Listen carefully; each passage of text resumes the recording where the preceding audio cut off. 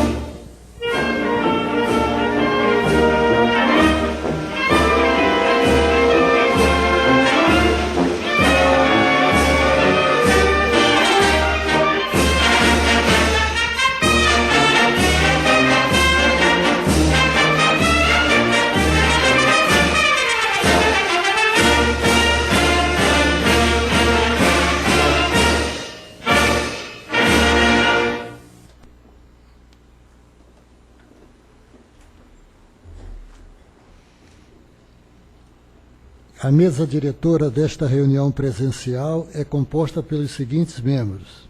Por mim, Antônio Araújo da Silva, superintendente de Fiscalização Econômica e Financeira e presidente desta reunião presencial de consulta pública. Eduardo Júlio de Freitas Donat, à minha direita, assessor da SFF. Gabriel Moreira Pinto, especialista em regulação. Eduardo O'Hara, também especialista em regulação, e Fernando Miranda, que é o secretário desta reunião presencial. Registro a importância para a ANEEL da realização desta consulta pública, pois assim esta agência obtém subsídios e informações adicionais para aprimorar os atos regulatórios. Aproveito a oportunidade para, em primeiro lugar, agradecer às superintendências da ANEEL que participaram do nosso diálogo interno sobre os estudos que subsidiaram esta consulta, em particular a SRD, a nossa Superintendência de Regulação dos Serviços de Distribuição, a SCT, a Superintendência de Concessões e Autorizações de Transmissão e Distribuição, a SFE, a Superintendência de Fiscalização dos Serviços de Eletricidade, e as antigas SRE, a Superintendência de Regulação Econômica, e a SEM, a Superintendência de Estudos de Mercado. Também é relevante destacar a contribuição da SCR, que é a nossa Superintendência de Comunicação e Relações Institucionais, que nos ajudou a ampliar o diálogo com públicos específicos, e da SPE, a nossa Superintendência de Pesquisa e Desenvolvimento e Eficiência Energética, no sentido de viabilizar o projeto de P&D, que fortalecerá essa iniciativa regulatória. Agradeço, por fim, as instituições que muito contribuíram com o diálogo de construção da proposta, que discutiremos hoje, em especial a CVM, a Comissão de Valores Mobiliários, o BNDES, Banco Nacional de Desenvolvimento Econômico, e Caixa Econômica Federal. A Superintendência, a Secretaria de Acompanhamento Econômico do Ministério da Fazenda,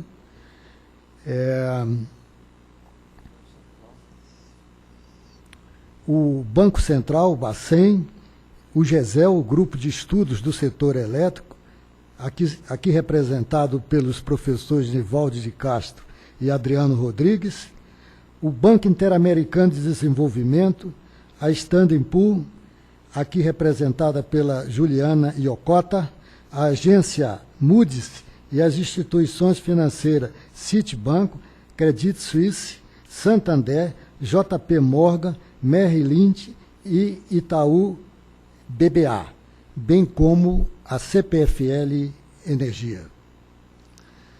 Esta reunião obedecerá à seguinte pauta. Primeiramente, teremos uma apresentação técnica realizada pelo servidor Gabriel Moreira Pinto, especialista da SFF ANEEL, de aproximadamente 20 minutos. Depois teremos a apresentação do Grupo de Estudos do Setor Elétrico GESEL da UFJ e da CPFL Energia sobre o projeto de P&D, dos indicadores de sustentabilidade econômica e financeira, ambas totalizando aproximadamente 20 minutos. Depois vem a manifestação de expositores, limitada a 5 minutos cada intervenção. Eu tenho aqui na mesa registrada a intervenção de Sônia Mário do Proteste e depois do Paulo Kev, da Kevline Administração Empresarial. Terminadas as manifestações dos expositores inscritos, se houver tempo, será permitido o retorno de expositores para a complementação de suas manifestações ou a participação de demais participantes não inscritos previamente. O encerramento dessa audiência está previsto para as 18 horas. Assim, convido o senhor Gabriel Moreira Pinto, especialista da SFF ANEEL, para a exposição técnica da referida consulta.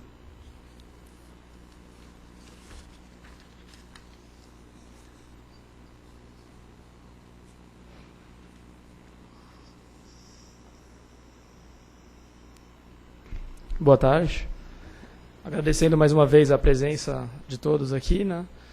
Vou apresentar essa proposta em nome da equipe da SFF, que envolve várias equipes lá dentro, né? Especialmente aqui o O'Hara, que é membro da equipe de monitoramento econômico-financeiro, o Fabiano de Souza, que trabalha na equipe de anuências prévias, que analisa operações submetidas pelos agentes para a SFF, e o Rafael, que trabalha comigo no núcleo de regulação da SFF.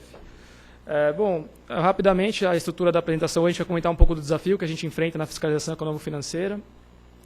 O próximo passo é discutir um pouco do que a gente já fez nesse sentido. E, por fim, no final da jornada de hoje aqui, algumas propostas que a gente elaborou e ouvir um pouco do feedback de vocês. O pano de fundo do problema é a qualidade das distribuidoras, né? A gente fez um estudo em 2013 aqui na ANEEL, um grupo de trabalho envolvendo várias áreas. A SRD nos ajudou, né? A gente classificou as distribuidoras em qualidade boa, média e ruim, e sendo a ruim aquelas que desviam significativamente das metas regulatórias, e 25% das distribuidoras estavam nessa categoria, que a gente entende que é demais, sem contar que um grande número das empresas também intermediária, médio. Então a gente quer atuar nisso, né? Uma das frentes. Uma outra questão também é as perdas, né? Nesse mesmo estudo a gente classificou as empresas entre perdas comerciais, que são os gatos de energia elétrica, 37% das distribuidoras com gestão de perdas ruim. Então, também é um número muito elevado, né, que a gente também quer atuar sobre ele. E aí, qual é o ponto de vista da fiscalização econômico-financeira sobre esse problema, né, sobre essa distorção? Porque muitas vezes, né, a discussão para assim, o problema é falta de investimento, né, e ponto. Né. Só que talvez dê para a gente aprofundar mais a discussão. Né, então, a gente na SFF tem uma visão do econômico financeiro, como muitas vezes dando causa a esses problemas que a gente enxerga no operacional, às vezes muitos anos depois, né? Porque tem um lag entre a empresa parar de investir e a qualidade piorar. Da mesma forma, quando a empresa começa a investir, também demora para melhorar, né? Então, a nossa visão é que qualidade e perdas aquém do regulatório são sintomas, né? Não são a causa do problema. E muitas vezes a causa do problema está mais embaixo, que está no econômico financeiro. Então, em 2013, também nesse grupo de trabalho, a gente fez um estudo avaliando todas as distribuidoras do Brasil sobre vários aspectos, geração de caixa, endividamento, investimentos e outros aspectos. E nesse estudo, esse dado já está um pouco desatualizado, a gente pode apresentar aqui tranquilamente, né, sem nenhum problema, nenhuma repercussão desse dado agora. Isso é anterior a essa polêmica das térmicas, né, antes toda essa distorção que está no mercado agora.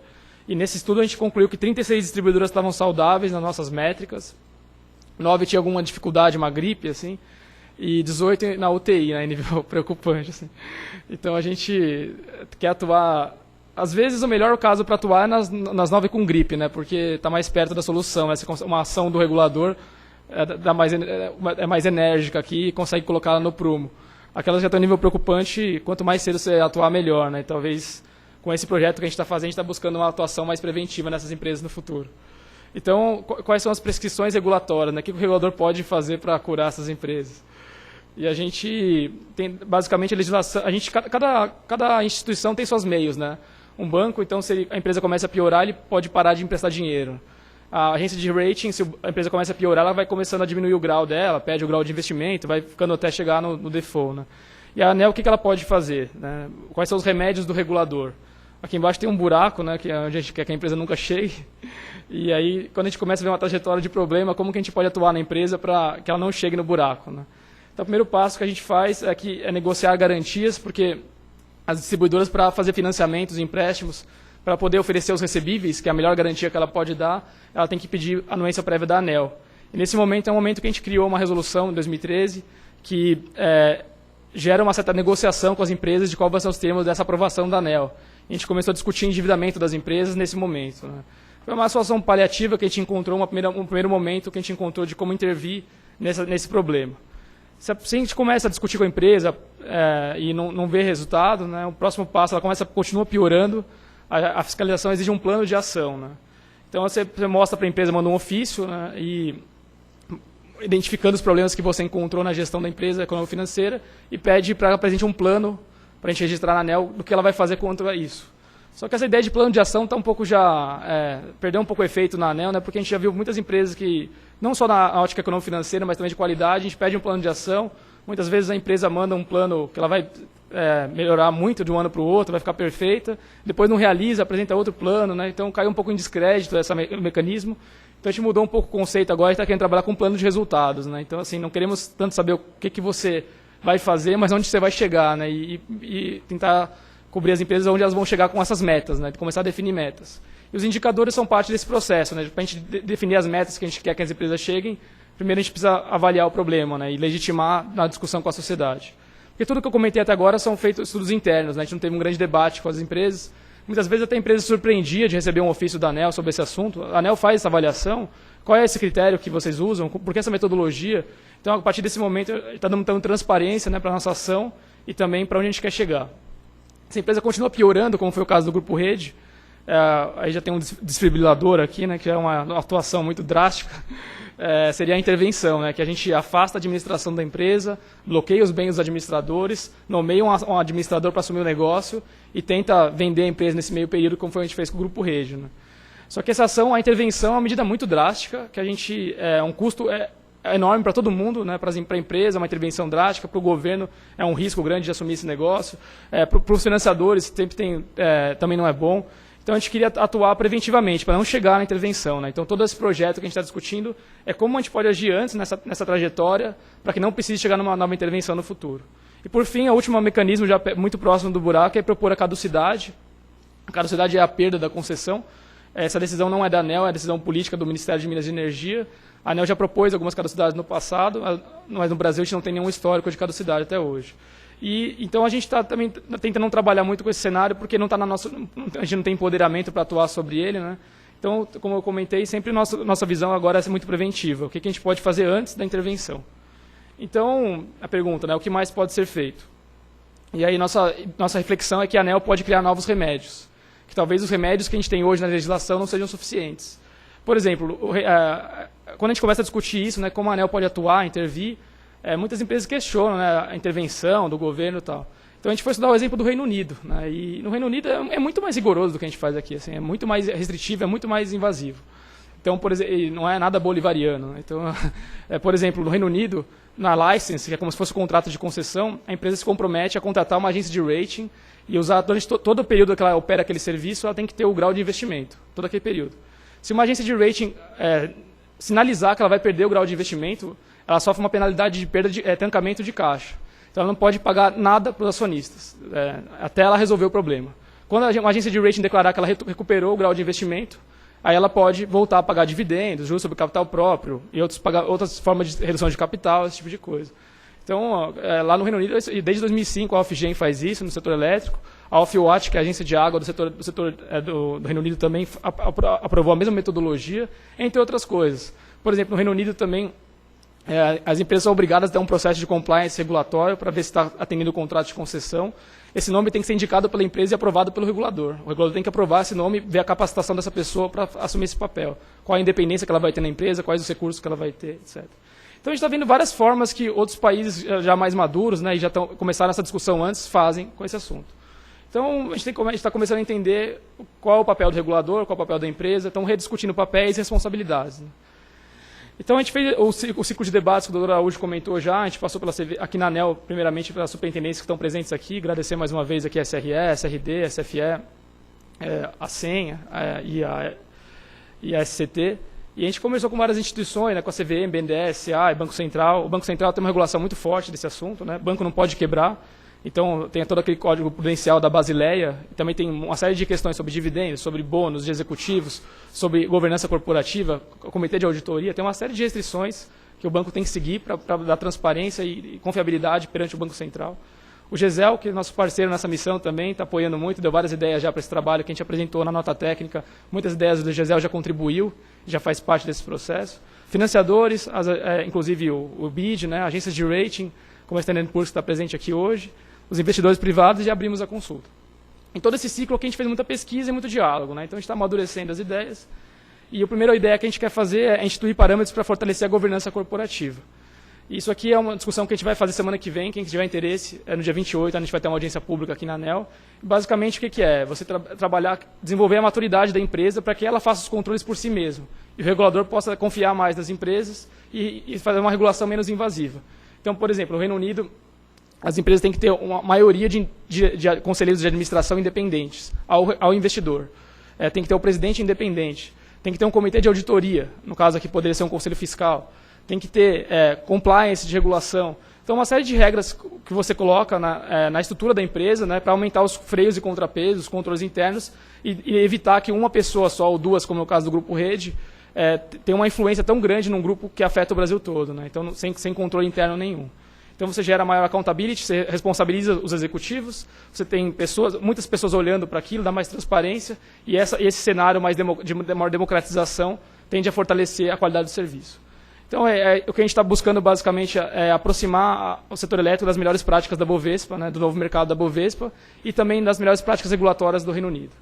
Então, essa é uma ideia que a gente tem mais de longo prazo, mais estrutural, e semana que vem estão todos convidados aqui, dia 28, vai ter uma audiência para discutir a nossa primeira proposta sobre esse assunto.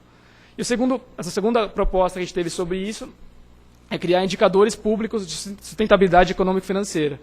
Então, assim como a gente tem o DECFEC hoje, que já é um case de sucesso, né, capitaneado aqui pela SRD e pela SFE, que já é muito reconhecido no Brasil, os indicadores de qualidade da ANEEL, a gente também quer fazer um DECFEC econômico-financeiro, né? Então, assim, dar transparência, dar satisfação para a sociedade de como estão as empresas performando, o que a ANEEL está fazendo e o que a gente espera de futuro para isso. Então, a visão da OCDE está alinhada com o que a gente está falando, né, que a transparência reduz as assimetrias de informação e proporciona melhores decisões para todas as partes envolvidas, investidores, financiadores, consumidores, sindicatos, a saúde das distribuidoras. Todos eles são afetados pela ANEEL central aqui da saúde das distribuidoras, né? Então, as distribuidoras devem satisfação para todos esses players. Em 2008, a OCDE fez aquele relatório, a revisão Interpares do Brasil, né? que é os países mais desenvolvidos de regulação, fizeram uma avaliação do ambiente regulatório brasileiro, inclusive da ANEEL, concluíram que um gargalo para a ANEEL superar é uma maior transparência das metodologias e das ações que ela faz, né? Então, acho que a gente está buscando isso daqui. Está alinhado também com, por exemplo, com a Lei de Acesso à Informação do ano passado, né, que busca uma cultura de transparência na administração pública. Mais do que você só responder consultas da sociedade, é você se antecipar e já divulgar antes que a sociedade perceba que ela precisa daquela informação. Então, aqui é uma notícia que é um exemplo da importância da transparência, né? Em 2012, o Brasil ficou sem luz mais tempo do que estipulado pela ANEEL. Essa aqui é uma reportagem em relação ao ranking de qualidade nosso que a gente tem hoje. Tem centenas de notícias como essa, né? Isso gera uma série de controle social pela população. Por exemplo, o Congresso Nacional, todo ano, ele chama as piores empresas de energia do Brasil no ranking da ANEEL para dar satisfação no Congresso. Então, assim, o executivo tem que ir lá no Congresso, passar vergonha, explicar por que a empresa está tão ruim, né? Então, e se comprometer com melhorias. Essa é uma forma de controle.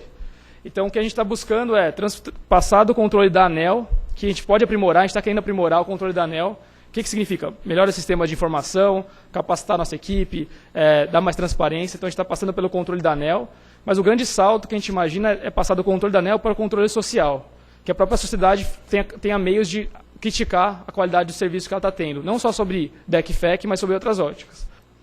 E aí, entre a sociedade, temos a Proteste, que está aqui representada hoje, que é uma Instituto de Defesa do Consumidor, o TCU, o IDEC, Congresso, CVM, CGU, Ministério Público. A gente quer que todas essas partes interessadas tenham informação para poder criticar se a distribuidora está agindo de forma legítima com a população. Então, essa é a nossa visão de futuro, né? A gente construiu uma cesta de indicadores para discutir com vocês preliminarmente hoje. Os princípios que a gente pensou foi confiabilidade, principalmente da informação contábil, né? Quais metodologias que a gente teria segurança para extrair alguma informação sobre ela, principalmente com base das demonstrações contábeis regulatórias. Comparabilidade, que métricas que a gente pode usar para comparar 63 distribuidoras do Brasil. Especificidade, a gente quis dizer setor elétrico brasileiro, especificamente distribuição. Então, a gente pode se dar o luxo de construir uma metodologia personalizada que só tem na distribuição, porque a gente não tem a necessidade de comparar com transmissão, com geração, com outros mercados. Diferente de um banco, por exemplo, que o board quer saber como esse empréstimo vai se comparar com um empréstimo de saneamento ou de frigoríficos. Ou então uma agência de rating ela tem que usar uma metodologia internacional padronizada para todos os mercados no mundo todo. E a gente não precisa disso, a gente pode customizar se a gente identificar que o setor de distribuição tem particularidades que merecem uma particularização. Finalidade regulatória significa que a gente tem uma visão de longo prazo e que a gente não se preocupa tanto com coisas pequenas de curto prazo que possa afetar a empresa, mas sim algo que justificasse uma intervenção do poder público, como uma intervenção ou uma medida fiscalizatória. E, por fim, simplicidade também. Quando a gente tiver dois caminhos, sempre ir pelo mais simples. Daí já é uma questão de vida mesmo. Então, o primeiro aspecto, a gente quer discutir um pouco com vocês de endividamento. E aí, nessas métricas aqui, assim como nas próximas, normalmente a gente trabalha com horizontes de 4 anos, né, para pegar o ciclo todo e normalizar os valores. A maioria dos indicadores estão normalizados por 4 anos e também tem os indicadores individuais para cada ano. Então, para endividamento, nos holofotes aqui, o principal, a forma que a gente enxerga o problema é a dívida líquida sobre EBITDA menos o capex regulatório. Essa forma não é a mais usada pelo mercado financeiro. Os bancos geralmente usam a dívida líquida sobre o EBITDA, porque, primeiro, que é mais simples, segundo, que permite comparabilidade, né? Mas a gente entende que, para o setor de distribuição, que tem uma necessidade de reinvestimentos muito grande e recorrente, daria uma visão equivocada da empresa, não seria uma visão mais precisa. Porque o valor que a empresa tem que investir todo ano para manter a qualidade do serviço dela, ou então, sob outra ótica, para manter a base de remuneração que ela tem hoje, ela não pode ser usada conceitualmente para servir a dívida, não vai estar disponível para o acionista. E se ele fizer isso, se ele servir a dívida com o dinheiro que ele deveria estar reinvestindo, dentro de alguns anos a qualidade vai deteriorar.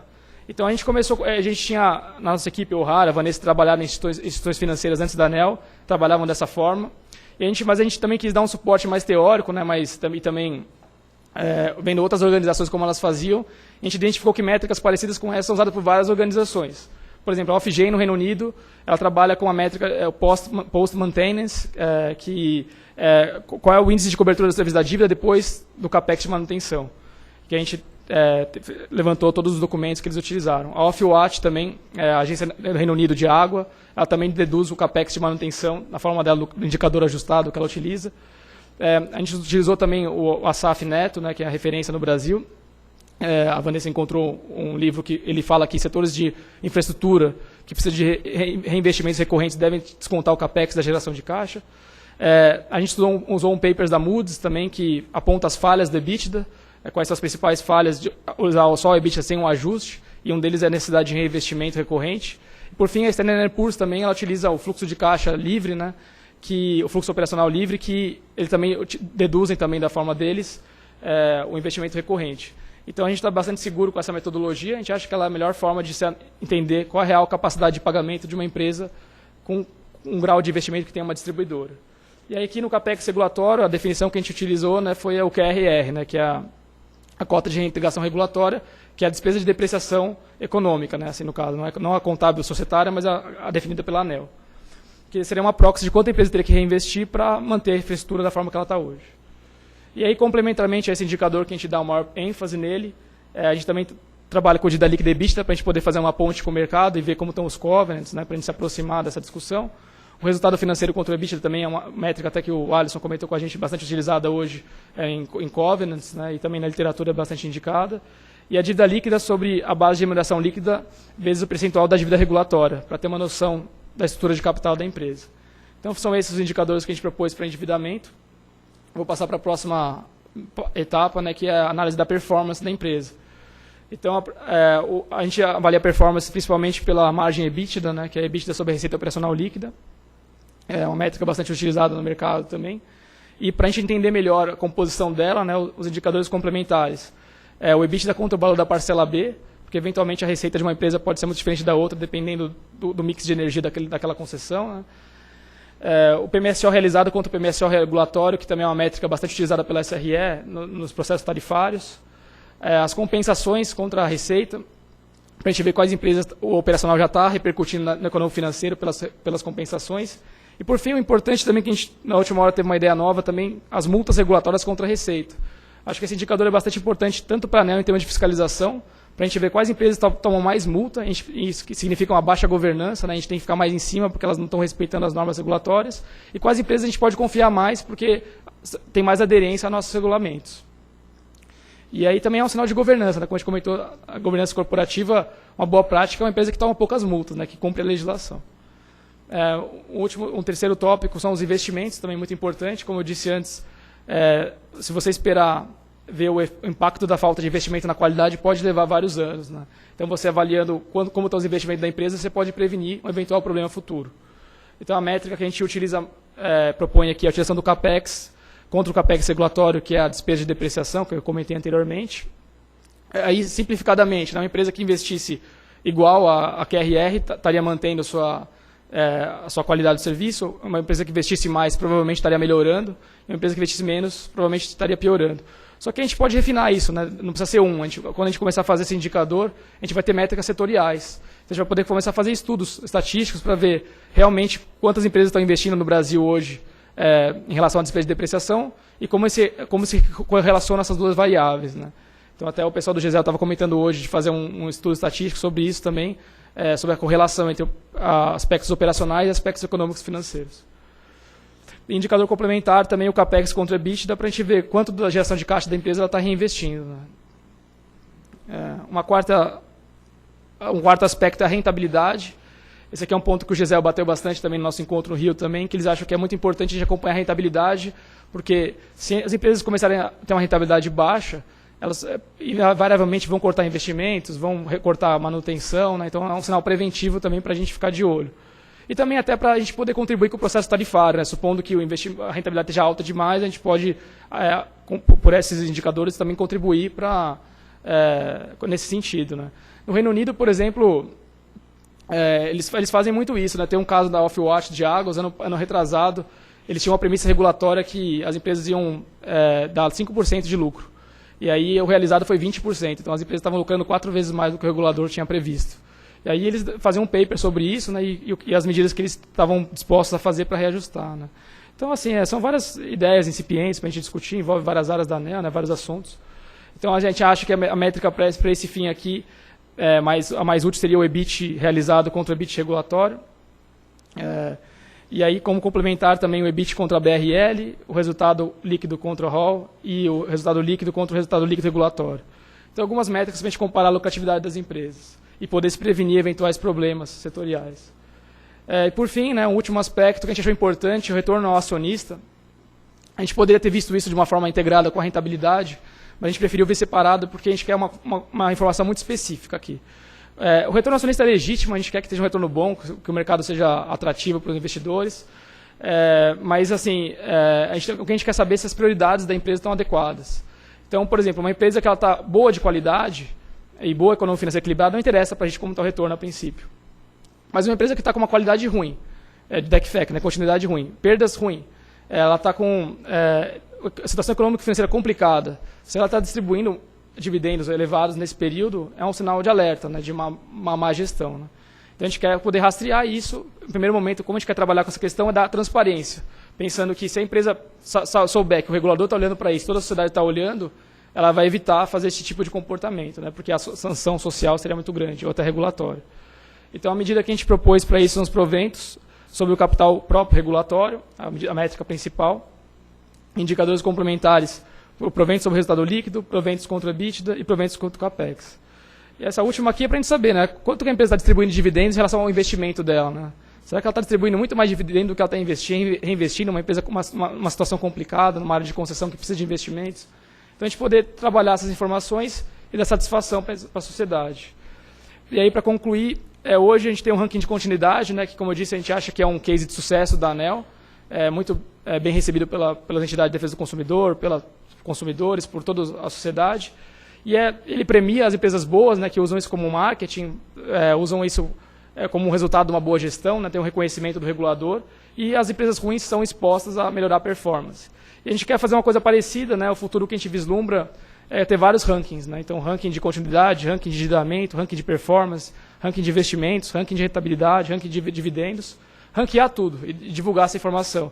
E aí é óbvio que vai ser importante fazer uma interpretação integrada sobre esses aspectos. Como eu disse anteriormente, por exemplo, aí a gente vai sempre partir do operacional, que é o que mais importa, assim, a questão qualidade. Se a empresa está boa de qualidade e está boa de endividamento, as outras variáveis talvez tenham pouca importância nesse momento. Se a empresa está com um operacional intermediário, a gente espera que os investimentos dela estejam bons e os gastos com manutenção também para melhorar no futuro. Se a empresa está complicada no operacional, complicada no endividamento, o futuro dela está complicado também. E aí provavelmente ela vai ter baixos investimentos e etc. Então a gente quer fazer essa análise sempre partindo da qualidade, do ranking de qualidade aqui, e cruzar essas variáveis, e permitir um diálogo com a sociedade sobre todos esses aspectos. E por fim, o que a gente pretende fazer com isso? Talvez é uma pergunta que a gente tem escutado com isso. O que a ANEEL pretende fazer com base nesses indicadores? Em primeiro lugar, com as empresas que estão bem, a medida que a gente quer fazer é a desburocratização. Então, se uma empresa que está boa em vários indicadores como esse, dá bastante segurança para a ANEEL, ela vai ser premiada. Então, por exemplo, a gente vai confiar mais nela, ela vai precisar pedir menos autorização para a ANEEL para diversos aspectos. Hoje, as empresas têm que pedir muita coisa para a ANEEL, para a CFF, para a gente aprovar operações. Eu quero fazer um contrato entre partes acionadas, quero fazer um contrato de financiamento, tudo tem que ficar pedindo para a gente. E a gente gostaria de premiar as empresas que a gente tem uma alta confiança por esses indicadores, dispensando da obrigação de pedir para a gente previamente, deixando que ela faça os negócios dela e a gente monitora à distância, sem precisar aprovar previamente. Intermediariamente, as empresas que estão ruins, a gente quer começar a definir metas, principalmente no aspecto de endividamento, que é o ponto-chave aqui da SFF. E aí, para a definição dessas metas, temos que analisar todas essas dimensões e construir uma estratégia. E, por fim, as empresas que não tiverem solução, todos aqueles indicadores tiverem... A empresa está ruim na qualidade, ruim no econômico financeiro, não investe, a perspectiva é péssima, de pior. Então, aí teria que ser medidas mais drásticas, como intervenção, a transferência de controle forçado, que é uma medida prevista na legislação, e a caducidade. Bom, obrigado, agradecer a todos mais uma vez pela atenção. Espero que não tenha sido rápido demais, sempre tento controlar a velocidade da fala, mas é um desafio para mim. Então, agradecer a vocês e vou passar a palavra aqui para o Araújo de volta.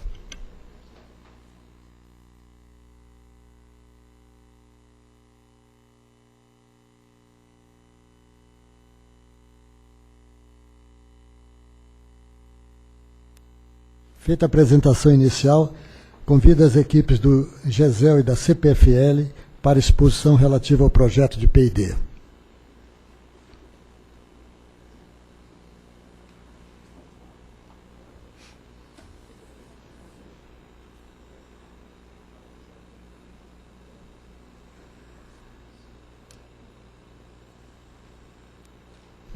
Bom, boa tarde a todos. Primeiro, cumprimentar o Dr. Araújo e os colegas da mesa. Agradecer a ANEEL pela oportunidade que está dando à CPFL de participar desse processo de discussão, de apoiar na construção desse marco regulatório e parabenizar também por esse momento de discussão mesmo, que tem sido uma boa prática da agência, iniciar todas as discussões por meio de uma consulta pública, ouvir a opinião dos agentes, para depois ir amadurecendo e construir uma regulamentação mais madura. Eu vou aproveitar o tempo aqui, vou falar do projeto de P&D e já vou aproveitar e fazer uma pincelada das nossas contribuições na consulta pública. E depois nós vamos contribuir mais detalhadamente via documental. O projeto de P&D, como já foi falado, é um projeto que já vem sendo discutido aí há algum tempo. A CPFL entrou para discussão há uns 6 meses atrás, meados do ano passado, para contribuir com esse processo. O que está norteando toda essa discussão é o sistema elétrico está evoluindo muito rapidamente, e para que as empresas deem resposta a essa evolução, é necessário que elas continuem buscando eficiência, elas busquem sempre eficiência. E para que isso aconteça, é necessário que tenham um uso racional e planejado dos recursos econômicos e financeiros. Aqui a gente tem que separar a diferença entre os segmentos. A geração e a transmissão, essa busca pela eficiência, ela se dá através dos mecanismos de leilão. Quando nós vamos para a distribuição, aí quem faz esse papel de busca pela eficiência é a regulação. E o grande desafio do regulador é buscar esse equilíbrio entre a busca pela modicidade tarifária e o equilíbrio econômico-financeiro das concessões. Com esse pano de fundo é que surgiu a proposta do P&D, que é estruturar uma metodologia criteriosa e transparente, que foi muito salientado aqui pelo Gabriel, para avaliar continuamente a situação econômico-financeira das empresas. Ele vai ser baseado nas informações financeiras que já estão disponíveis hoje, que as empresas são obrigadas a enviar para a agência e já está disponível no site da ANEEL. E também deve refletir a realidade e a particularidade do segmento de distribuição. Então, o objetivo do projeto é contribuir para o desenvolvimento, implementação e acompanhamento do desempenho econômico e financeiro através do indicador de sustentabilidade financeira, que vai ser definido pela ANEEL futuramente. E aí nós temos 3 principais etapas, que o primeiro é definir a metodologia, como que vai se dar essa captura e o desenvolvimento desses indicadores. E, por fim, desenvolver essa tecnologia, desenvolver um sistema que facilite o trabalho da agência também para puxar essas informações de forma mais facilitada do balanço das empresas e, por fim, fazer essa tecnologia, desenvolver essa tecnologia e a transferência do conhecimento. O título do projeto é um Índice de Sustentabilidade Econômica e Financeira das Distribuidoras de Energia. O prazo dele é de 24 meses. Segunda-feira, agora, nós, internamente lá na CPFL, nós aprovamos o projeto. Então, agora nós vamos iniciar a fase de elaboração de contrato, contratação das entidades parceiras. E na sequência, já dá entrada com o XML para poder começar oficialmente o projeto. Nossa expectativa é que esteja tudo liberado aí em fevereiro, mais tardar início de março. Quem são as entidades parceiras? É o GCEL e a UFRJ, que já foi salientado aqui, e a Tecni, que é uma empresa especializada também em acompanhamento econômico-financeiro das empresas do setor. Tem várias etapas no projeto, que é importante destacar que o projeto ele busca transparência, então vai ter uma plataforma digital onde todas as informações que o projeto levantar serão disponibilizadas para todos os agentes. Está previsto aí ao longo do tempo diversos workshops para discussão e acompanhamento também entre todos os agentes, a BRAD, e o seminário internacional para concluir o projeto, que seria a fase de fechamento do projeto. Agora, entrando rapidamente aqui na nossa visão sobre a consulta pública, aqui são só as percepções, aí detalhes mais técnicos dos indicadores a gente vai deixar para a parte documental. A CP15 ela tem um objetivo muito semelhante ao próprio projeto de P&D que nós estamos discutindo. A gente entende que é uma ferramenta para atuação preventiva do regulador, a gente entende que isso é importante. E o debate com os distribuidores e sociedade tem que ser exaustivo para garantir que esses indicadores sejam os melhores possíveis e garantam que o regulador tenha uma boa ferramenta de avaliação de fato. As informações devem ser consistentes, utilizadas com transparência, como o Gabriel aqui bem salientou ao longo da apresentação dele, e a análise deve ser isonômica, sem caráter impositivo, mas de orientação e de nortear as ações do regulador.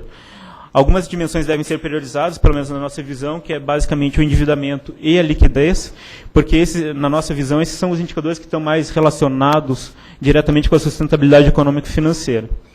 E, só para concluir, os principais pontos de atenção nessa discussão toda, que deve nos acompanhar ao longo dessa discussão na CP15 e no próprio projeto, é que toda essa metodologia ela tem que considerar a complexidade das operações financeiras das concessões de distribuição. Ela tem que ter a questão dos incentivos, como o Gabriel bem alertou aqui, através de desburocratização ou eventuais outros incentivos que a gente pode avaliar. E ela também tem que ser uma regulação que ela tem que dar um norte para o regulador, dar poder para o regulador fazer as ações necessárias, mas, por outro lado, ela também não pode ser um instrumento para engessar a gestão financeira e gestão operacional das empresas. Então, esse é o único cuidado que nós entendemos que deve-se ter ao longo dessas discussões. Agora eu vou passar a palavra ao professor Adriano.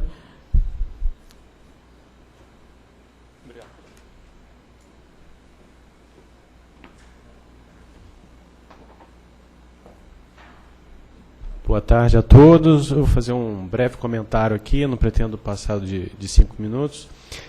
Eu sou pesquisador do GESEL, sou professor da UFRJ, onde atuo especialmente na parte de pesquisas na área contábil financeira, com enfoque em mercados regulados. Essa é a minha linha de pesquisa dentro da universidade, onde cerca de 2, 3 anos para cá eu venho trabalhando com o GESEL, especificamente em projetos voltados para o setor elétrico. Né? E o meu comentário aqui, antes da apresentação mais, vamos dizer assim, estruturada que o professor Nivaldi vai fazer, acho que o contexto que eu queria colocar aqui é um pouco da minha experiência de pesquisa nessa área, e que acaba envolvendo não só questões acadêmicas, mas também questões regulatórias aqui no Brasil. Né? Eu diria assim, que na minha perspectiva, esse processo que a ANEEL está fazendo de estabelecer indicadores de sustentabilidade financeira, econômica, isso em outros órgãos reguladores aqui no Brasil mesmo, isso já é feito há algum tempo. Eu diria que, assim, talvez com mais profundidade e tempo, o próprio Banco Central faz isso há muitos anos em relação às instituições financeiras. E no caso das seguradoras, eu tive a oportunidade de desenvolver, quando fiz meu doutorado, uma pesquisa que foi o foco da minha tese de doutorado, com 60 seguradoras no mercado regulado pela SUSEP. E lá também existe isso, né, uma série de mecanismos de avaliação econômico-financeira das empresas seguradoras, no qual a regra está lá estabelecida, a SUSEP utiliza aquilo para fins de avaliação, de acompanhamento e, em último caso, até mesmo de intervenção, que foi colocado aí na sua apresentação. Só que a minha defesa foi em 2008, isso já passou um tempo, e eu fui vendo o crescimento dessa pesquisa em outras agências. Né? Nas nossas reuniões, eu cheguei a comentar que a agência, a ANS, né, voltado para o setor de saúde suplementar, também vem nos últimos anos desenvolvendo isso, e fiquei feliz quando vi o texto aí da instrução que a gente teve a oportunidade de ler, dessa nota técnica, né, estabelece lá até uma comparação com a ANS, e faz até uma menção ao ranking que eles criam a partir daqueles indicadores econômico-financeiros e tudo mais. Então, o que eu, assim, na minha percepção, assim, como pesquisador da área e acompanhando, vamos dizer assim, algumas ações de agências reguladoras, o que a ANEEL propõe agora não é algo fora do padrão de atuação de agências reguladoras, pelo contrário. As agências reguladoras mais tradicionais e mais antigas no Brasil já fazem isso, fora o que a gente pretende fazer ao desenvolver o projeto de pesquisa apresentado pelo colega da CPFL, de buscar também internacionalmente, né, verificar em outros países, em outras agências, mundo afora, se existe já uma experiência estabelecida dentro desse contexto, né, de avaliação econômico-financeira. E assim, um comentário final aí que eu gostaria de fazer é porque você pode pensar, se a norma já está aí praticamente pronta, porque paralelamente se desenvolveu um projeto de P&D ou de pesquisa sobre o mesmo assunto, né? Isso também pode ser uma questão, uma indagação a partir do que está sendo comentado aqui. O que eu coloco, isso também tive a oportunidade de colocar em discussões internas que a gente teve anteriormente, é que quando você estabelece esse tipo de regulação, ela não pode ser estanque. Estabelecer esse índice vai ficar eternamente sendo esse índice. O que eu vi, né, tanto em termos de Banco Central, SUSEP, a ANS ainda não teve tempo porque é muito novo ainda esses indicadores.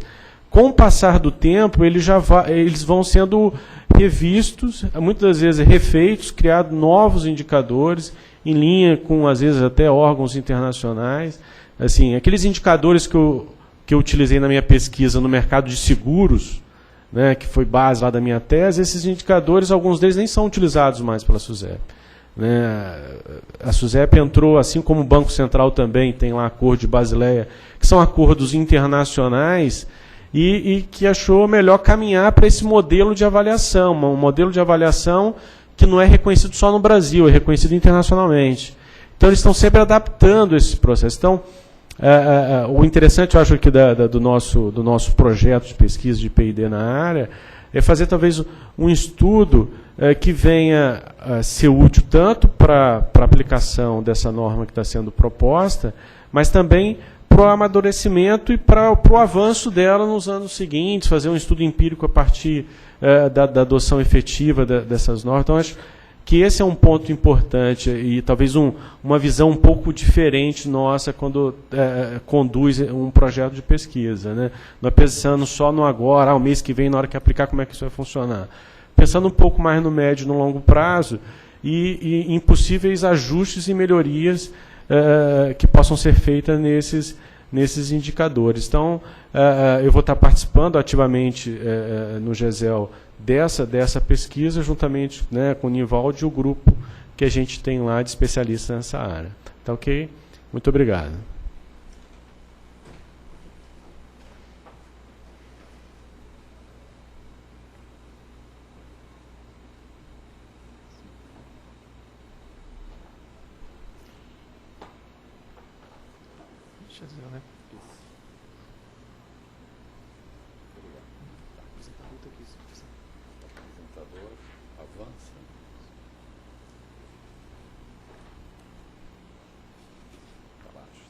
Bom, boa tarde, queria agradecer a oportunidade aqui de nós trazermos aqui mais um projeto de pesquisa. Espera que eu me enrolei aqui, que eu tirei a pilha, aí também não dá, né? Igual o setor elétrico sem água não funciona, né? Mas a gente leu agora uma notícia que o Brasil ontem importou 1.000 megawatts da Argentina no pico de demanda que ocorreu na segunda-feira, né? Então, é uma outra variável para entender o que aconteceu na segunda-feira. Bom, mas vamos voltar aqui. Primeiro, eu queria agradecer aqui a presença do superintendente Davi, do Máximo, né? Superintendências que têm ajudado muito o GESEL no desenvolvimento de projetos P&D. Na realidade, até esse P&D que nós vamos desenvolver aqui teve como ideia metodológica um P&D que nós estamos trabalhando junto com a superintendência do Davi, fazendo uma análise comparativa das tarifas internacionais de energia elétrica com o Brasil, né? E esse tipo de P&D, do ponto de vista, vamos dizer assim, metodológico, de regras e tudo, a gente discutiu muito lá com a equipe da superintendência do Máximo. Tá? Então é por isso que a gente achou importante colocar os 3 símbolos, né? Porque na realidade é um esforço, né, que o GESEL está fazendo com o apoio da CPFL e subsidiando a ANEEL nesse, como o professor Adriano bem colocou, num processo de construção de um índice de sustentabilidade financeira. Tá? Eu sou o coordenador geral e o professor Adriano é o coordenador executivo, né? Isso, de certa maneira, já foi falado, que a gente está num processo de transformação muito grande do setor elétrico, mas, de qualquer maneira, o modelo do setor elétrico, ele busca né, a garantia da expansão, a promoção da eficiência e da modicidade tarifária. E a regulação procura conciliar esses objetivos, esses interesses, que aparentemente, em alguns momentos, podem ser até antagônicos. Tá?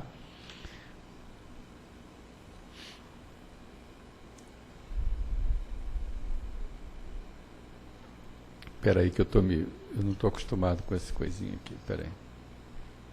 Ah, é para cá, desculpe.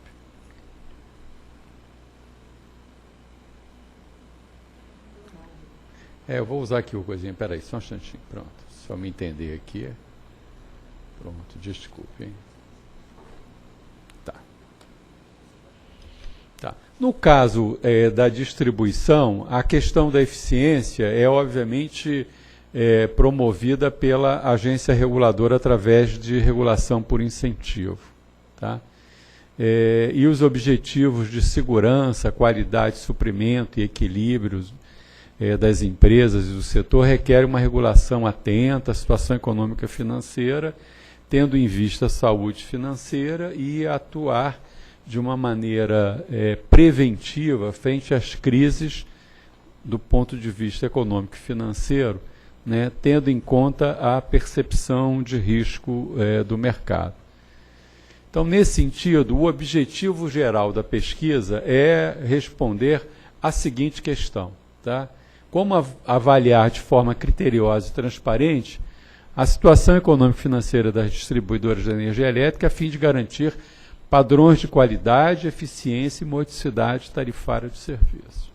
Essa é a questão que a gente vai analisar. Né? O objetivo geral é essa questão. E do ponto de vista específico, né, nós temos, primeiro, a desenvolver metodologia, instrumentos e mecanismos para permitir a avaliação da situação econômico-financeira das distribuidoras. E observe o seguinte, o intuito desse PID é subsidiar a ANEEL no acompanhamento do desenvolvimento do desempenho econômico-financeiro através desse processo que está sendo iniciado hoje com a consulta pública. Né? Então, como o professor Adriano bem colocou, esse PID vai trabalhar em paralelo, subsidiando, né, a atuação que a SFF está fazendo através desse processo que se inicia hoje. Né? E, em segundo lugar, como bem colocou aqui o Jairo da CPFL, que eu acho que é muito importante, né, e essa atuação que a agência reguladora tem, do ponto de vista, né, de abrir espaço para discussão, né, a gente viu isso no caso da discussão do PLD no ano passado, né, um assunto extremamente sensível, importante para o setor elétrico, se abriu uma consulta pública com uma nota técnica, fez outra nota técnica, abriu audiência pública, o coletivo da diretoria da ANEEL, né, a aprovação de uma decisão e nenhum problema jurídico. Né, não houve nenhum questionamento jurídico dessa decisão. Eu acho que aqui também, né, já começamos com essa preocupação, né, de abrir a discussão seguindo as normas de regulação que nós temos aqui na ANEEL.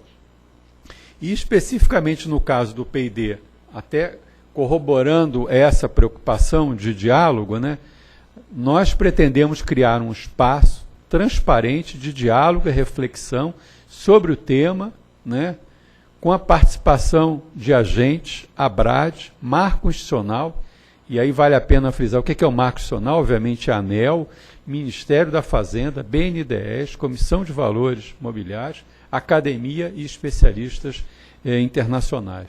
Quer dizer, isso vocês vão ver mais à frente através de alguns produtos que esse PID vai gerar. Nós aqui apresentamos assim, uns 4 estudos sobre o tema para mostrar que o GESEL já vem tratando desse tema direta e indiretamente. Né? Aqui tem um artigo clássico que nós escrevemos aqui ao momento da definição da metodologia da revisão tarifária passada. Esse SERES 2012 é quase que uma espécie de um anuário em que mais de 100 empresas do setor elétrico são analisadas nos seus aspectos econômicos, contábeis e financeiros, que tem até a participação da equipe que o professor Adriano coordena lá na Faculdade de Contabilidade do Instituto de Economia, e especificamente sobre esse tema do índice de sustentabilidade. O professor Luiz Magalhães Osório fez um pós-doc sobre a minha orientação sobre esse tema. Na realidade, esse tema, já nós tínhamos tido uma preocupação com ele cerca de 4 anos atrás, e a partir dessa preocupação, o Luiz Osório fez a sua pesquisa de pós-doc, que vai nos ajudar muito nesse P&D, e, obviamente, a tese de doutorado do professor Adriano, com base que garante assim, um conhecimento do aspecto contábil muito importante para esse P&D.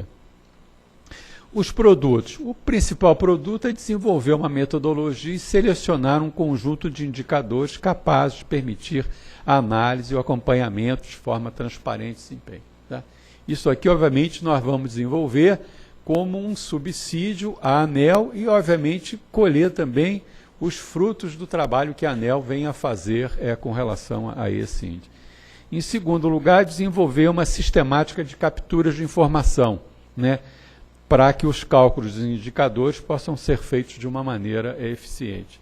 Em terceiro, promover workshops quadrimestrais, aonde nesses momentos nós vamos ter a discussão com o marco institucional e com os agentes e com a academia, os avanços do P&D e certamente os avanços do processo encabeçado pela SFF. Tá? Em quarto, um seminário internacional, que vai ser um seminário final, que vai culminar com a apresentação e validação da massa crítica de conhecimento gerado pelo próprio P&D. Vamos também editar um livro com artigos sobre a experiência nacional e principalmente internacional sobre o tema.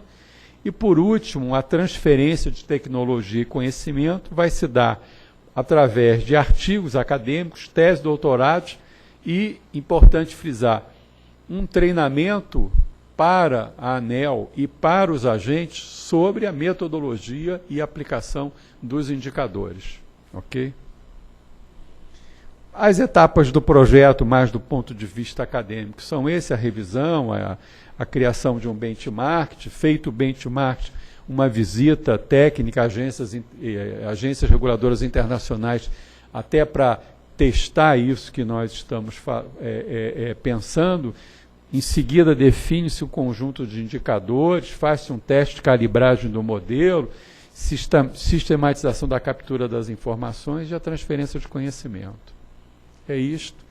E, por fim, eu queria agradecer muito a oportunidade de poder trabalhar num projeto tão importante, né, não só subsidiando a ANEEL, né, mas, em particular, trabalhando com a CPFL, o que eu acho que a junção dessas 3 instâncias de poder e de conhecimento, né, cria uma sinergia muito grande, e especificamente para nós na academia, isso é muito importante, porque nesse projeto vão estar participando alunos de mestrado, alunos de doutorado, no desenvolvimento de suas teses, e nós também estaremos intensificando o intercâmbio acadêmico com instituições internacionais, inclusive na equipe nós temos pesquisadores internacionais associados que vão trabalhar conosco no desenvolvimento desse P&D.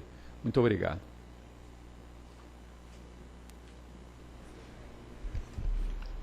Gostaria de agradecer as exposições aqui feitas, a primeira delas pelo Jairo Eduardo, gerente de regulação estratégica da CPFL Energia, bem como dos professores Adriano Rodrigues e Nivaldo de Castro, do GESEL. Feita essa apresentação do projeto de P&D, passamos a ouvir e registrar as sugestões propostas dos expositores inscritos. Devo lembrar que quem desejar fazer uso da palavra pode procurar o nosso pessoal de apoio na recepção. Assim, de imediato, passo a palavra para o primeiro expositor, senhora Sônia Amaro, do Proteste, supervisora institucional. Com a palavra.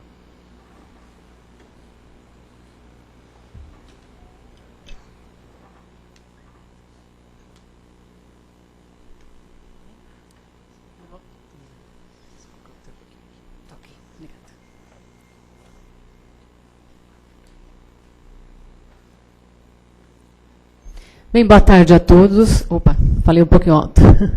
Boa tarde a todos.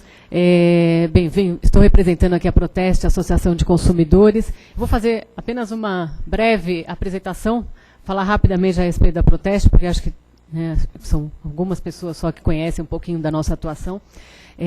Como Associação de Consumidores, então, a Proteste ela faz testes comparativos de produtos, faz estudos de mercado, estudos financeiros e econômicos, pesquisas e uma série de... levantamos também uma série de informações a respeito do mercado de consumo, participamos de comitês e, claro, estamos aqui presentes justamente para poder apresentar uma nossa contribuição. É claro que, posteriormente, enviaremos essa contribuição por escrito aqui à agência reguladora, mas nós realmente fizemos questão de estar hoje presente, até para destacar alguns aspectos relacionados a essa questão, lógico, né, não só sobre o tema, mas também destacar algumas questões que nos parecem bastante importantes nesse momento que a gente, principalmente nesse momento que a gente está vivendo hoje.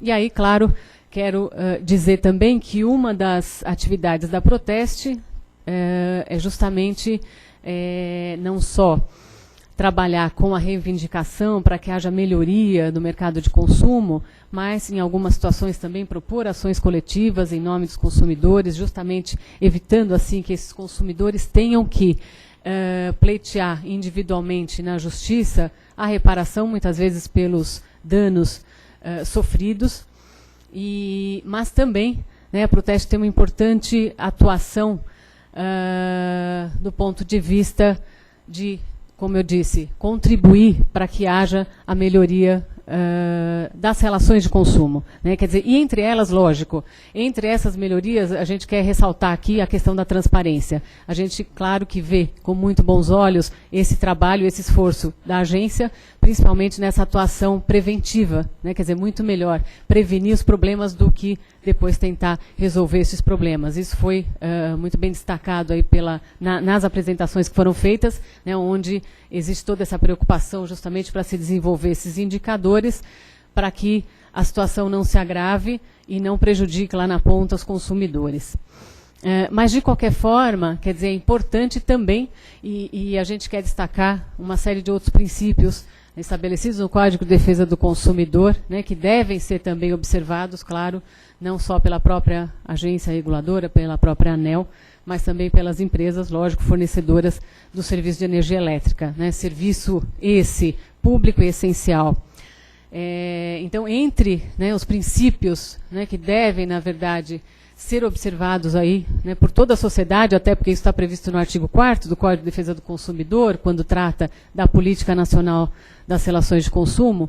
Então, entre esses princípios está a questão, como eu falei, da transparência, a questão também do reconhecimento da vulnerabilidade do consumidor no mercado de consumo, o respeito à sua dignidade e, entre outros aspectos. Portanto, a gente quer destacar aqui a importância de que, é claro que deve haver, sim, e a gente vê com bons olhos, como eu mencionei, a questão de se trabalhar preventivamente para que os problemas sejam evitados, mas também destacamos o importante papel, né, que a agência tem e que deve realmente ser efetivo, muitas vezes na penalização dos fornecedores que deixam ali de cumprir o seu papel com qualidade e com eficiência. Aliás, também essa é uma obrigação prevista no Código de Defesa do Consumidor, lá no seu artigo 21, né, quando trata justamente e estabelece princípios que devem ser seguidos também pelos prestadores de serviço público. Então, o princípio da continuidade, principalmente, da eficiência, e é por isso também, né, que, como anteriormente mencionei, estamos aqui para destacar que o consumidor hoje tem tido uma série de problemas, né? Quer dizer, nesse verão aí que a gente está passando, os consumidores têm tido muitos problemas, não só por conta das interrupções praticamente diárias no fornecimento da energia elétrica. Claro que a gente sabe, né, a Proteste sabe e acompanha tudo o que tem acontecido, principalmente em função das tempestades, que causam uma série de problemas nas cidades, mas também o que a gente tem observado, infelizmente, e isso tem acarretado inúmeros prejuízos aos consumidores, é justamente o tempo, a falta de resposta por parte das empresas para esses problemas que se vive diariamente, ou seja, a energia elétrica é interrompida e se tem uma demora enorme para resolver o problema dos consumidores, para se restabelecer essa energia, né? E isso tem causado aí uma série de transtornos, não só transtornos, mas prejuízos efetivos aos consumidores, né? Quer dizer, não são raros aí os casos, a gente, né, poderia aqui citar inúmeros exemplos, mas rapidamente só para mencionar, não são raros os casos em que recentemente os consumidores ficaram mais de 60 horas sem energia elétrica. E então, por esse motivo, claro, como mencionei, vemos sim, com muito bons olhos, essa atuação e essa preocupação que a agência tem de trabalhar preventivamente, mas pedimos, né, até porque a Proteste está sempre encaminhando uma série de documentos à agência, uma série de ofícios, temos contribuído em todas as audiências públicas, em todas as consultas públicas também, mas pedimos aqui que realmente haja uma atuação efetiva e muitas vezes tem sim que haver a penalização daqueles fornecedores que, infelizmente, não prestam o serviço adequado ao consumidor. Então, rapidamente, é essa a minha breve aqui, o meu breve comentário a respeito da questão, mas sim encaminharemos posteriormente por escrito a nossa contribuição específica sobre o tema. Tá? Eu quero agradecer e desejar uma boa tarde a todos. Agradecemos as palavras da senhora Sônia Amaro, supervisora institucional do Proteste. Passa a seguir ao segundo expositor, senhor Paulo Kev, diretor proprietário da Kevline Administração Empresarial.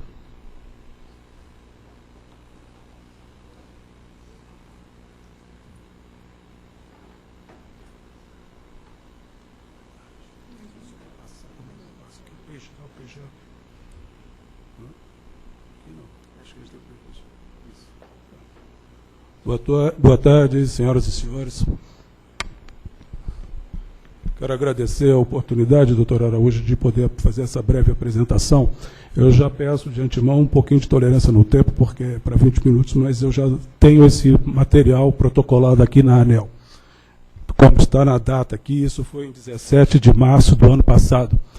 Bom, rapidamente, a Kevline é uma empresa de administração preocupada com a questão energética por conta de que a minha profissão, a minha especialização em instrumentação eletrônica nuclear, estou praticamente há 30 anos nesse sistema, e depois administração de empresas voltada para a questão de rede de tecnologia de informações. Com essas duas tecnologias, apresentamos uma sugestão que foi colocada já várias vezes aqui, inclusive para a CPFL, a ANEEL e outros órgãos de interesse de inovação para o setor. A minha posição é bastante contundente com relação à matriz energética brasileira como um todo hoje. Tenho feito manifestações em todos os órgãos que foram apresentados aqui, desde o Ministério Público, o Ministério da Fazenda, a ANEEL, CPFL, o FRJ e assim por diante. E o ano retrasado, 2013, tive a oportunidade de fazer uma breve apresentação no Instituto Americano de Engenharia, propondo uma nova solução para a rede energética e elétrica, principalmente no caso da ANEEL. Bom, em princípio, a maior parte da preocupação no que tange ao nosso encontro aqui é a questão financeira do setor, né? O setor hoje está totalmente default, né? Não tem mais condições de se recuperar por si só. O regulador, nesse caso, nos últimos 20 anos, eu acho que deixou muito a desejar para chegar nessa condição. Na audiência pública 07/2014, eu entrei com uma representação contra a 8221, a condição de tornar a energia elétrica na condição de corrente em produto, ou seja, dar o mesmo tratamento contábil para a energia que se dá para um produto estocável, é vamos dizer assim, um equívoco bastante temerário. Tanto é que a 579, em 2012, tentou mudar o processo e deu no que deu em termos de consequências financeiras para as indústrias, para geradoras, transmissoras e distribuidoras.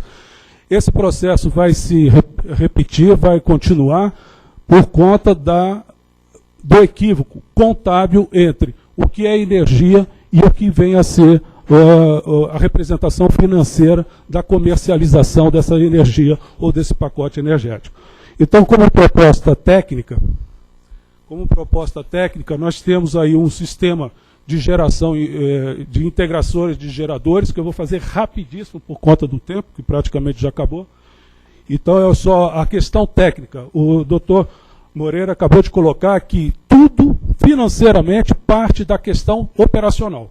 Se a proposta operacional já está vencida, ultrapassada, não adianta, com esses modelos de sistemas de transmissão ou de transformação da energia nos seus pacotes, chegar até o distribuidor final sem ter uma perda literalmente impagável, seja qual for o modelo contábil suficiente para contabilizar isso.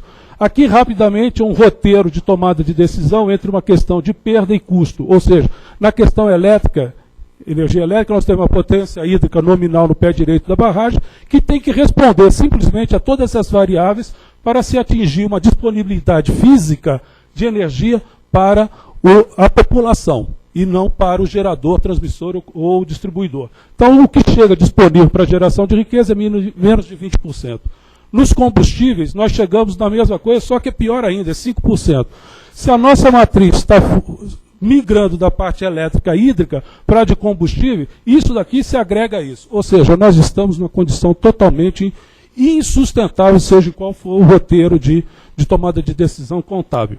E o proposto que vem à frente, rapidamente, teria que levar a condição da geração e distribuição de energia numa disponibilidade para geração de riqueza superior a 90% do seu produto originário, seja ela em energia elétrica ou seja em combustíveis. Aqui é uma descrição do que está na fórmula. Essa apresentação já está à disposição da ANEEL desde 2014, na 07 e outras na SRD que eu participei aqui. Bom, o sistema como um todo, tecnicamente, ganha o nome Sistema Integrador de Geradores Universais e Carga Energética. Então, você cria uma nova condição. Isso é uma versão artística do que seria um sistema interligado nacional como um todo e com todas as suas formas de microgeração até as hidrelétricas ou nucleares que estariam disponíveis no sistema para agregar e integrar os seus vetores energéticos na nova matriz. Essa é uma visão elétrica, eletrônica da rede, que também já expliquei para os amigos. Esses são alguns produtos no mercado que já existem, então tem uma nova condição de ser gerenciado e contabilizado esses vetores energéticos. Aqui são alguns detalhes da rede, em forma de anel, que cria eletroanel, uma condição extremamente sustentável e praticamente com a eliminação da perda do atual modelo. Aqui uma visão detalhada desse anel. Aqui é uma visão do desacoplador, que é um equipamento que praticamente entraria na condição de complementariedade com o transformador, só que com a capacidade de fazer um armazenamento físico da energia por um período de tempo de gestão administrativa. Bom, esse é o impacto. Agora iremos para o impacto econômico e a gestão, né? Isso seria gerenciado por um algoritmo de software que vai da microgeração até uma geração regional, e nesse sistema eles se interagem e vão trocando pacotes energéticos e mantendo a sustentabilidade, tanto física do processo como a financeira. Aí já são desdobramentos no impacto econômico como um todo, no que tange a desenvolvimento, sustentabilidade, processo sinergético, que é uma tese já defendida e de conhecimento público e internacional, né? Bom, conclusão, nós saímos de uma rede base, né, de ciclo econômico para desenvolvimento sustentável. O conceito de infraestrutura e o conceito econômico, ou seja, também já está descrito, é uma questão de se adequar todo o processo contábil a alternativas efetivamente inovadoras para recuperar o sistema. Aí são detalhes, sistema de transmissão de energia, trabalhando em paralelo ao convencional. Muito obrigado. Essa é a minha apresentação, foi muito rápido, porque a ANEEL já está devidamente informada, documental, em todas as audiências anteriores. Já entreguei, protocolei hoje de manhã o referente a essa audiência, né, consulta, e faz referência bastante pontual em cima disso tudo. E fico à disposição de todos que estejam querendo conhecer mais detalhes. Muito obrigado a todos. Agradecemos a exposição do senhor Paulo Kev, diretor proprietário da Kevline de Administração Empresarial. Dando sequência à nossa reunião, passo a palavra para o terceiro expositor, senhor Fabiano Carvalho, representante da Coelba.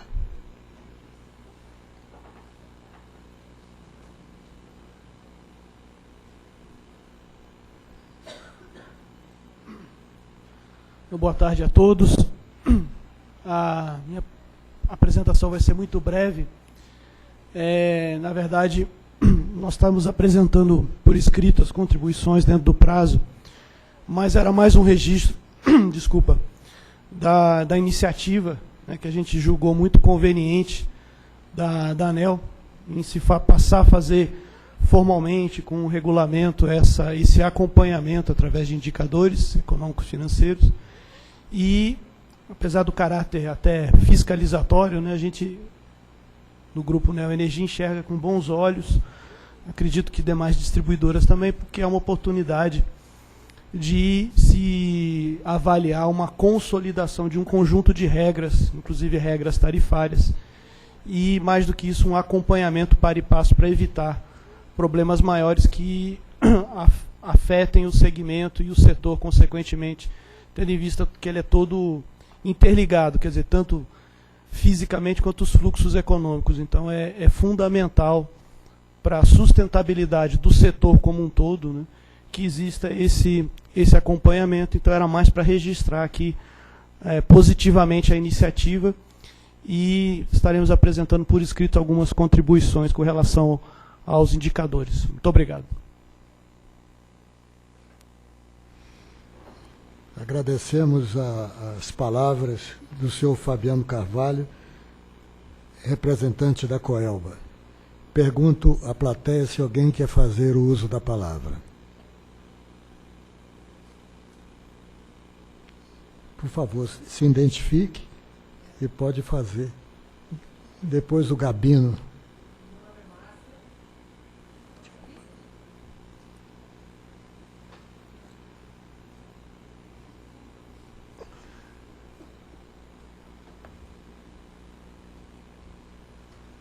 Boa tarde a todos. Meu nome é Márcia Santos. Eu sou só uma consumidora. Sou só uma pagadora de imposto. Só uma eleitora. Nas horas vagas eu também sou educadora. E eu estava aqui ouvindo tudo isso e estava me perguntando. A ANEEL foi criada, se não me engano, há cerca de 20 anos, certo? Não é? Mais ou menos? Não chega ainda. 97, são 17 anos. Aí, bom, como eu sou pesquisadora também, eu fico intrigada com o seguinte, nesse tempo todo, nunca ninguém pensou em fiscalizar as operadoras, realmente. Assim, o que eu estou entendendo é que vocês estão criando um sistema agora de evitar que aconteça o que está acontecendo agora. Desculpa, tá? Mas isso está me parecendo o seguinte... eu, como educadora, estou vendo que o meu aluno não está legal. Eu estou vendo que ele não está bem, ele não está produzindo. Aí, quando chega no último mês do ano letivo, eu digo assim, olha, corre, bicho, senão você vai ser reprovada, camarada. Anda, mané.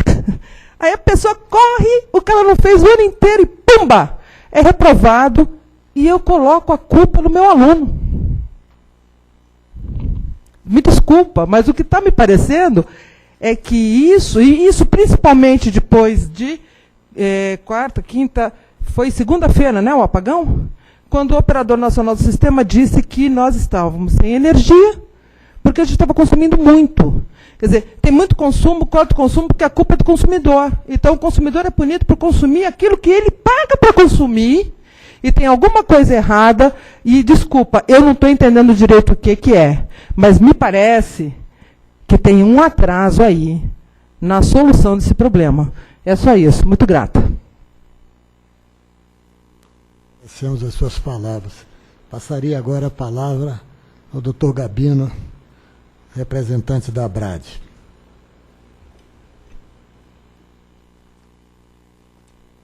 Bom, boa tarde a todos. O que eu queria era hoje é simplesmente, digamos assim, te dar uma satisfação. Né? Talvez você pode estar estranhando a pouca participação das distribuidoras aqui hoje, né?